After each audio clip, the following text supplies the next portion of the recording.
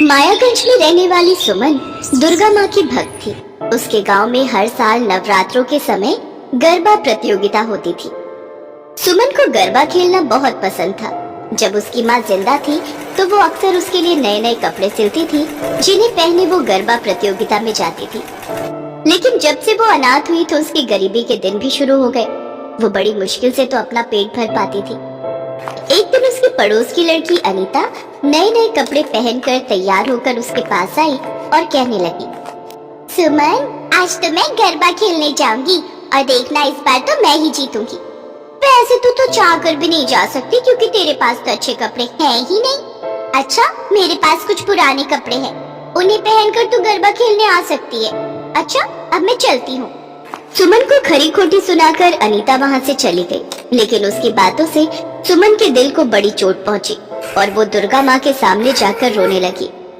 माँ, मैं तो सबसे अच्छा गरबा खेलती थी, लेकिन जब से मैं अनाथ और गरीब हुई हूँ, मेरी तो किस्मत ही खराब हो गई है।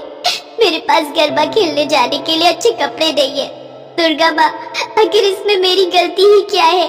मेरी मदद करो दुर्गा माँ, मेरी मदद करो। वो रोते रोते जमीन पर ही सो जाती है। फिर जब उसकी आंख खुलती है तो वहाँ पर बहुत सुंदर सुंदर कपड़े उसके सामने रखे हुए होते हैं। ये देख सुमन बहुत खुश हुई। तेरी सदा ही जय हो माँ, तेरा लाख लाख शुक्र है। फिर शाम को सुमन सुंदर सी ड्रेस पहनकर गरबा खेलने पहुंची। उसकी ड्रेस सबसे सुंदर थी। उसे देख गांव की सभी लड़कियां हैरान रह गई। अरे सुमन, तेरे पास इतने सुंदर कपड़े कहाँ से आए? बस माँ दुर्गा का आशीर्वाद समझ लो इसे। माँ दुर्गा की कृपा, वो भी इस गरीब पर आई बड़ी। लेकिन अगर सुमन ने भी इस गरबा प्रतियोगिता में हिस्सा ले लिया तो फिर उसके अलावा तो कोई और जीत ही नहीं सकता, क्योंकि हम सभी अच्छे से जानते हैं कि इस गांव में सबसे अच्छा गरबा तो वही खेलती है।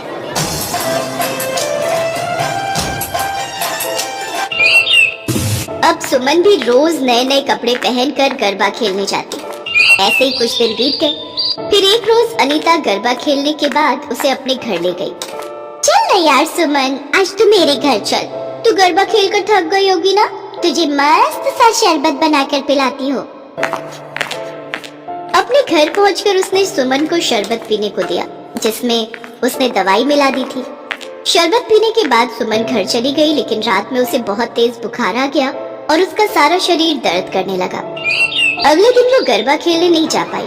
ये देख अनीता मन ही मन बहुत खुश हुई। अब तो उसकी छुट्टी हो गई। अब तो रोज गरबा में मेरा ही जलवा होगा। अब तो मैं ही फर्स्ट प्राइज जीतूंगी। लेकिन जब माँ दुर्गा ने देखा कि उनकी भक्त सुमन अब कुछ दिनों तक गरबा नहीं खेल पाएगी, तो वो सुमन का भेष बनाकर गरबा खेलने पहुँच गई, जहाँ अनीता उन्हें देखकर हैरान रह गई। अरे, कुछ देर पहले तो ये बिस्तर पर बैठी बैठी दर्द से करा रही थी और अब इतनी जल्दी सच धज कर भी आ गई। क्या हुआ अनीता? मुझे देखकर हैरान क्यों हो गई? तेरी शरबत में मिलाई हुई चीज का मुझ पर असर नहीं हुआ, इसीलिए ना? ऐसा क्यों बोल रही हो? सुमन, मैंने तो शरबत में कुछ भी नहीं मिलाया था।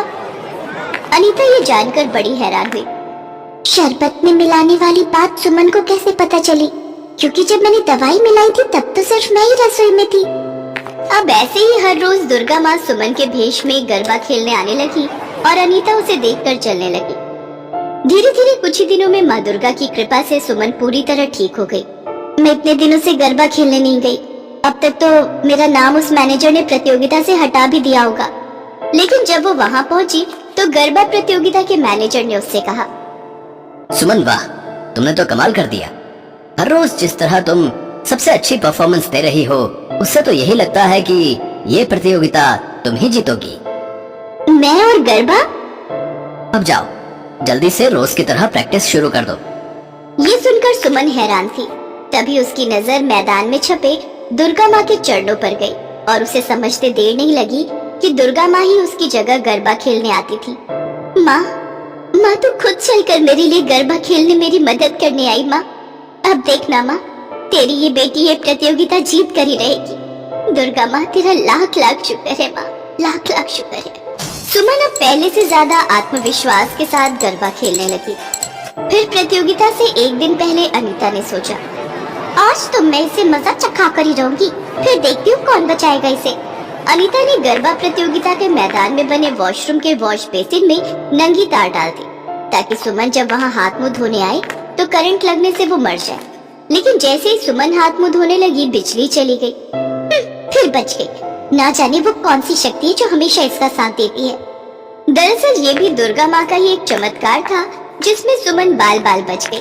फिर आखिरकार गरबा प्रतियोगिता का दिन भी आ ही गया। उस प्रतियोगिता में सभी लड़कियां लगातार गरबा खेल रही थी, लेकिन फिर एक एक कर सभी लड़कियां हारती गईं। लेकिन सुमन के पैर बिल्कुल नहीं रुके और वो आखिर तक गरबा खेलती रही और आखिर में प्रतियोगिता जीत गई, जिसमें इनाम के तौर पर उसे 10 लाख रुपए मिले, जिससे उसकी गरीबी दूर हो गई और उसने माँ दुर्गा के मंदिर में जाकर उन्हें ढेर सारा धन्यवाद दिया, उन्हें भोग लगाया। साथ ही सभी गांव वालों को आज उस गरीब लड़की ने माँ दुर्गा के नाम का भंडारा खिलाया। पार्वती की शादी के बाद से उसकी सास बीमार रहने लगी। पार्वती अभी तक माँ भी नहीं बनी थी, इसलिए सब गांव वाले उसे मनहूस और बांझ कहकर ताने देते थे। जब भी पार्वती गांव की सड़क पर निकलती तो सब औरतें उसे नफरत भरी नजरों से देखती। चलो री, सुबह सुबह सड़क पर इस मनहूस का मुंह देख लिया, अब पूरा दिन खराब हो जाएगा। सही कह रही हो बहन, इस बांझ मनहूस का चेहरा देखकर तो सारा दिन ही बेकार हो जाता है। इसके पाँव अच्छे नहीं है, आते ही सास को बीमार कर दिया। बेचारी भली चंगी थी, अब बिस्तर पर पड़ी है और ऊपर से आज तक ये बांझ है। इससे तो बचकर ही रहो। पार्वती गांव वालों की बातों पर ध्यान नहीं देती थी, क्योंकि उसे विश्वास था कि माँ दुर्गा एक न एक दिन उसकी पुकार जरूर सुनेंगी। पार्वती इसी विश्वास के साथ रोजाना माँ दुर्गा की पूजा करती थी। नवरात्रि पर्व आने वाला था। पार्वती भी रोजाना व्रत और पूजन करने लगी। माँ जी, ये लो माँ दुर्गा के मंदिर का प्रसाद खा लो। रुको, मैं आपको अपने हाथों से खिलाती हूँ। बहू, ये नवरात्रि व्रत तो तू रख रही है, पर हर बार की तरह इस बार भी गांव वाले अपनी बेटियों को हमारे घर नहीं भेजेंगे। तू कन्या पूजन कैसे करेगी? माँ जी, मैंने सब कुछ माँ दुर्गा पर छोड़ दिया है। मैं तो बस उनके नाम के व्रत पूरे करूंगी। उनकी इच्छा होगी तो मेरे घर में कन्या पूजन जरूर होगा। जिस तरह भक्त भगवान के दर्शन पाना चाहता है, उसी प्रकार भगवान भी अपने भक्तों के प्रेम के वश में होते हैं। इसलिए तो कहते हैं कि भगवान हमारी परीक्षा ले रहे हैं। कहा जाता है नवरात्रि के दिनों में माँ दुर्गा अपने भक्तों की भक्ति की परीक्षा लेने जरूर आती हैं। 9 देवियां धरती पर भ्रमण कर रही थी। दुर्गा अष्टमी का दिन था। 9 देवियों ने छोटी छोटी बच्चियों का रूप धारण किया और फटे हाल मैले कुचैले कपड़ों में द्वार द्वार जाने लगी। हम 9 बहनें बहुत दिनों से भूखी हैं, कुछ खाने को दे दो। जाओ जाओ, कुछ नहीं है खाने को, हम कन्या पूजन कर चुके हैं। अपना हुलिया तो देखो, ना जाने कौन से भिखारी की बेटियां हो। 9 देवियां पूरे गांव में हर घर में गई, पर किसी ने भी उनका हुलिया देखकर अपने घर में घुसने नहीं दिया। 9 देवियां एक और घर में पहुंची। माँ, हमें भी कुछ खाने को दे दो, आज तो दुर्गाष्टमी है, हमें बहुत भूख लगी है। नहीं नहीं, हम तुम्हें अपने घर कन्या पूजन के लिए नहीं बुलाएंगे। हमारा सारा घर मैला कर दोगी, तुम्हारे कपड़ों पर मक्खियां भिनक रही हैं। तुम्हें घर में बुलाकर हमें बीमारी को न्योता देना है? और माँ कैसे कहा? हाँ, मैं तुम्हारी कोई माँ नहीं लगती। बड़ी आई मुझे माँ बुलाने वाली। चलो जाओ, भागो यहाँ से। सुनो जी, पड़ोस के सारे अच्छे अच्छे बच्चे कंजूकों के लिए बुलाओ। माँ दुर्गा रूपी बच्चियां उस घर से जाने लगती हैं। तभी पार्वती वहाँ आ जाती है। रुको बच्चों, तुम सब मेरे साथ मेरे घर चलो। मैं तुम्हें माँ दुर्गा के प्रसाद की पूरी हलवा चने खिलाऊंगी, खाओगी ना? हाँ हाँ, जाओ इस मनहूस बांझ के साथ जाओ और इसे माँ बुलाओ। वैसे भी इसे माँ कहने वाला कोई नहीं है। चल अच्छा है पार्वती, अब तो तू 9 बेटियों की माँ बन गई, वो भी 9 भिखारिन बेटियों की। पार्वती उनकी बात पर ध्यान नहीं देती और वो उन बच्चियों को अपने घर ले आती है। आओ, मैं तुम सबके पैर धो देती हूँ, फिर आराम से बैठकर भोजन करना। अरे तू ये बच्चियों को कहाँ से पकड़ लाई है? इनकी हालत तो देख। बच्चियां बहुत भूखी थी, कोई भी इन्हें खाने को कुछ नहीं दे रहा था। और बच्चे तो भगवान का रूप होते हैं, ये बच्चियां भी तो माँ दुर्गा का ही रूप है। माँ दुर्गा की शायद यही इच्छा है कि मैं इन बच्चियों का कन्या पूजन करूं। कोई बात नहीं बेटा हरीश, गांव वाले तो वैसे भी अपने बच्चों को हमारे घर नहीं भेजते। तुम दोनों इन बच्चियों का पूजन करके माँ दुर्गा से आशीर्वाद लो। हरीश और पार्वती मिलकर बच्चों के पांव धुलाते हैं और उन्हें हलवा पूरी चने का भोग खिलाते हैं। माँ, प्रसाद बहुत ही स्वादिष्ट बना है। क्यों बहनों, माँ ने बहुत स्वादिष्ट भोजन बनाया है ना? सभी बच्चियाँ मुस्कुराते हुए हाँ में सिर हिलाती हैं। कुछ देर तक पार्वती उन बच्चियों को निहारती रहती है। हे माँ दुर्गा, इन बच्चियों को देखकर मुझे ऐसा महसूस हो रहा है जैसे आज मैं इन 9 बेटियों की माँ बन गई हूँ। कितना सुंदर और सलोना रूप है इन बच्चियों का। सभी बच्चियां भरपेट भोजन करती हैं। कुछ देर बाद वो बच्चियां पार्वती से बोली, माँ, अब हमारे जाने का समय हो गया है, अब हमें जाना होगा। नहीं नहीं, अभी अभी तो तुम सब आई हो। अगर तुम चली गई तो मेरी ममता की गोद फिर से सूनी हो जाएगी। माँ, अब तुम्हारी गोद सूनी नहीं रहेगी। हमने तुम्हें माँ कहा और तुमने एक माँ की तरह हमारा बहुत ख्याल रखा, हमें इतना स्नेह दिया। तुम हमारी परीक्षा में सफल हुई। तुम्हारी पूजा भक्ति से प्रसन्न होकर हम 9 देवियाँ आज तुम्हें दर्शन देती हैं। इतना कहते ही 9 देवियाँ अपने रूप में आ जाती हैं। अपने सामने 9 देवियों को देखकर पार्वती बहुत खुश होती है।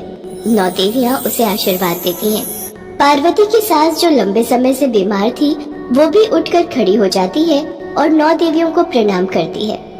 देवियाँ पार्वती के परिवार को दर्शन देकर अंतर ध्यान हो जाती हैं। तभी तो कहते हैं, दर पर आए किसी भूखे और जरूरतमंद को दुत्कारो नहीं, बल्कि प्रेम से उसकी मदद करो। क्या पता किस रूप में भगवान आ जाए। इसलिए अपने जीवन के हर पथ को अच्छे कर्मों में लगाओ ताकि तुम्हारा ये जीवन सफल हो सके।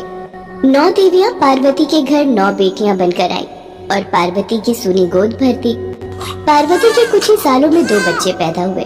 गांव वालों को जब इस बारे में पता चला तो वो भी देवी माँ से क्षमा मांगते हैं और दोबारा किसी के साथ दुर्व्यवहार न करने का प्रण लेते हैं। हेलो दोस्तों, कैसे हैं आप सब? हमारी कहानियाँ देखने के लिए हमारे चैनल को सब्सक्राइब कीजिए और हाँ, बेल आइकॉन पर क्लिक करना मत भूलिएगा।